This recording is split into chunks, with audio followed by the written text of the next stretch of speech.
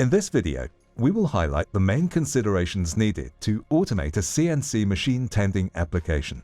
Let's start by looking at a common manual CNC cell. The ideal scenario to automate this cell would be to just directly add a robot and run the same application. But that approach will most likely not work because the manual setup might not be structured or consistent enough for a robot to reliably perform the needed operations. Each CNC machine tending cell is different, but let's take a closer look at what should be generally considered to successfully automate a CNC machine tending application. Let's start with the robot selection. The three main parameters to consider are the speed, payload, and reach capabilities. When considering the robot's speed, the main goal is to reduce the machine's idle time as much as possible. If the CNC runs very short machining cycles, it would be recommended to select a fast robot. If the machine's cycle time takes longer than what it takes for the robot to unload and pick a blank part, then a collaborative robot, which is usually easier to program and deploy, would be recommended. Keep in mind that regardless of the robot's max speed or the machine's cycle time, the speed of the robot will be dictated by the risk assessment. If an operator works within the vicinity of the robot and machine, then the robot's max speed will be limited to a collaborative speed. To run the robot faster, fences, barriers, or other safety devices will be required to protect the operator and surrounding machines. It is important to fully consider the max payload that the robot will carry. To calculate it, we just need to add the weight of the mounting bracket, the end effector or gripper, the workpiece, and any other component attached to the robot. Later, we will discuss different gripper options, and we will see some of the advantages of running a dual gripper configuration. This setup can greatly decrease cycle time, but also doubles the max payload requirements. Although many robots advertise similar payload capabilities, the position of the center of gravity, which is an imaginary point where the mass of what is attached to the robot is equally balanced, can negatively affect the max payload capability. The farther away the center of gravity is from the robot's tool flange, the lower the max payload capability will be. This relationship between the payload and center of gravity can usually be found on the robot's manual. Some robots can handle higher payloads by offering a shorter reach. And that brings us to the final robot consideration. The reach of the robot needed for the cell will depend on the size of the machine, the mounting position of the robot, and on the in-feed and out-feed systems. Mounting the robot in front of the door usually minimizes the robot's reach requirements, but this is only recommended where the process does not change and the operator will not share and run the machine manually. As seen on the simulation, the robot is blocking the operator's access to the inside of the machine. One option to leave the door access clear for the operator is to place the robot on the side next to the door.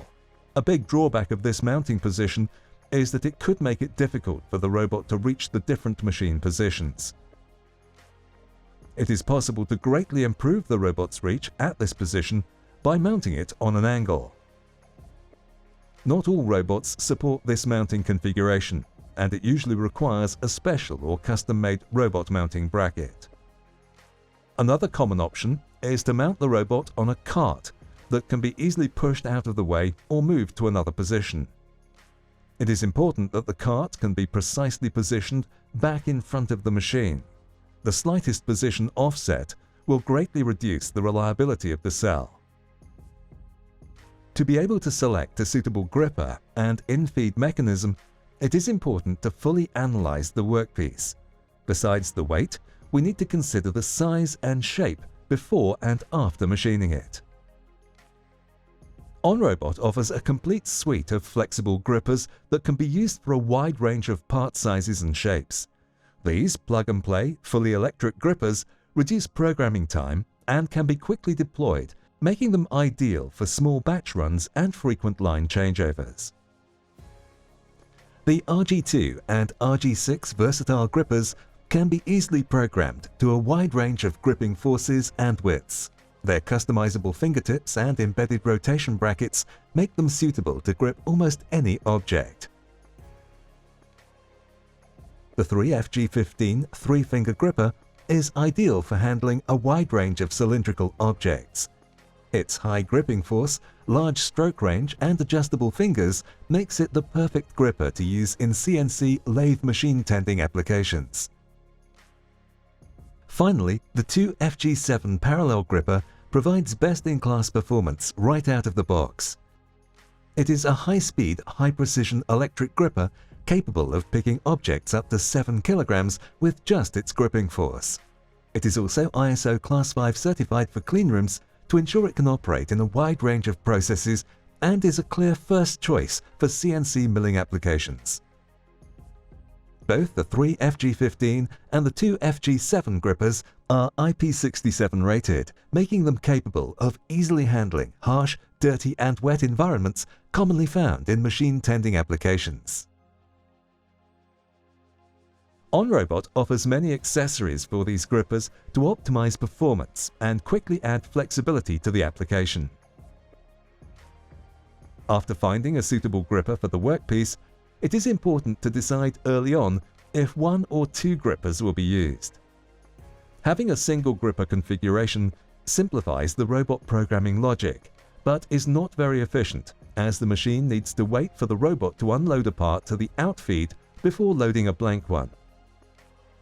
By using a dual RG2 gripper configuration with the OnRobot Dual Quick Changer, it is possible to greatly increase the efficiency of the cell and minimize the machine's idle time. The primary and secondary grippers can be programmed to different widths, giving us greater flexibility. Now is the time to look into the infeed system and how the blank workpieces can be presented to the robot. The best results are usually obtained by following the next recommendations. Present the workpieces on precise, structured and repeatable positions. Add an inclination to the infeed system so that gravity pushes and holds the parts in their correct position. If a new part needs to be machined, it should be possible to easily reconfigure the system. This is generally accomplished by using a plate with many threaded holes where the part supporting pins can be screwed into different positions.